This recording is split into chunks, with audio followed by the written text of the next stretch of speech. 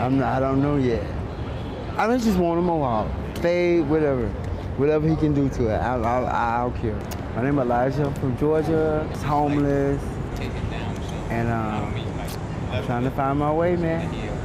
I think it's a good thing. I think it's giving people more hope for themselves. You know what I'm saying? Showing people that they can be somebody. They can. You know what I'm saying? They can look up. They can have high self-esteem about themselves. Yeah, make them feel good about themselves. So I think it's a bit something good. Cause I know I'm gonna feel good about myself when you're done with me. I ain't gonna lie. I didn't expect what happened. Like, I was nervous at first when I went out to the streets. Like, I was just in my car with my little case of my, to cut hair, and I had a hard time. Like, I was scared to approach people. Like, I didn't know how they were gonna react and stuff. So I just expected to cut hair, but then I started building relationships with people because most of the people that I've met always stay in that location. So it just turned from like cutting hair to homeless to cutting hair to people that I've grown to learn and meet during the months that I've been doing it. So I usually go to different parts of downtown, usually Wynwood area, but there's this specific place that I like. It's called the Dragon's Mouth. That's what everybody underneath the bridge, they call it the Dragon's Mouth because it's a little dangerous out there. People are underneath that bridge are usually people that have drug problems, alcohol problems. You see them, shooting themselves up. Me and my wife, we saw one time where a mom and a daughter were, they were injecting drugs into their system right next to us. And it's sad, but like I said, we're not there to judge, we're there to help. Second time I went, I took my wife, and it was an experience for her as well. But they kind of got to meet my family and stuff, and there's a couple of people that already know my car. When they see my car, everybody gets excited. They always ask me, how's my wife, how's my kids? They're concerned about me as I'm giving them haircuts, and I built relationships with people where I get to know their stories.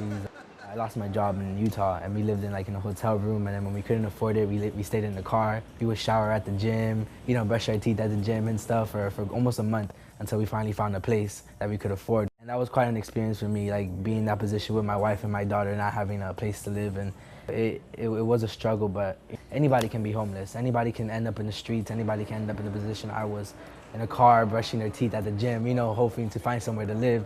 So that's why I'm not very judgmental on them, because I was in their shoes and it can happen to anybody. It's very easy. What really got to me is the chance I get to talk to them one-on-one. Like they trust me to open up to me. As a barber, you ever heard of this one? What's the difference between a good haircut and a bad haircut? You never heard that one before? No.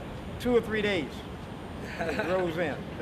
It's cool because I'm able to connect with them. Like I understand what you went through. I understand how you felt being in the streets. I understand that you don't want to be here. Well, it could be drama sometimes. I don't got hit by a car in here. I got ran over. I've experienced a lot of stuff under here. I don't sleep under here, period. Yeah, I think he's actually good, I mean, I think he's really good.